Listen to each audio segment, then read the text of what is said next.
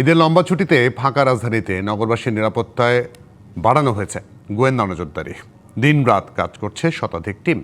যে কোনো অপতৎপরতা রোধে কঠোর অবস্থানের কথা জানিয়েছে ঢাকা মহানগর গোয়েন্দা পুলিশ। সড়কগুলোতে চলছে পুলিশের টহল।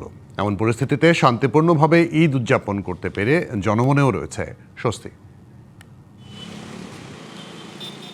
সড়কে নেই জটলা, নেই মানুষের কোলাহল, চারদিকে শুনশান নীরবতা। সড়কে চলছে অল্প সংখ্যক যানবাহন। ঈদের দ্বিতীয় দিন ফাঁকা ঢাকার দৃশ্যপট এমনই। তবে এমন পরিস্থিতিতেও থেমে নেই আইনশৃঙ্খলা বাহিনীর তৎপরতা। সড়কগুলোতে টহল কার্যক্রমের পাশাপাশি চলছে গোয়েন্দা নজরদারিও। উদ্দেশ্য একটাই, জননিরাপত্তা নিশ্চিত করা।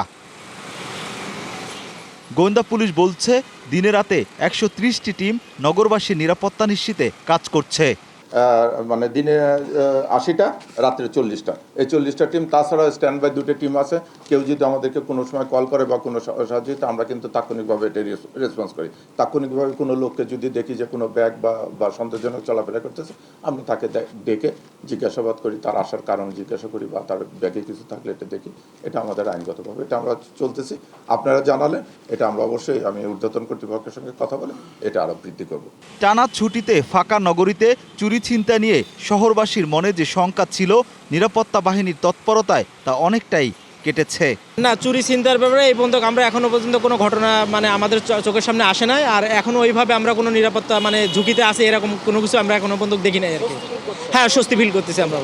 এদিকে উৎসবের মধ্যে রাজধানীতে গাড়ি কম থাকলেও সড়কে শৃঙ্খলা বজায় রাখতে কাজ করছে ট্রাফিক পুলিশ। এ বিষয়ে আমাদের আগে থেকে পদক্ষেপ নেওয়া আছে, ব্যবস্থা নেওয়া আছে। ইনশাল্লাহ আমরা বেটার সার্ভিস দেওয়ার চেষ্টা করব। Rakib Hossain, DBC news, Dhaka. নগদ নিয়ে এলো হার না মানা হার অফার। সর্বনিম্ন ১০,০০০ টাকা রেমিটেন্স নগদে পাঠালে থাকছে স্বর্ণের হার জেতার সুযোগ।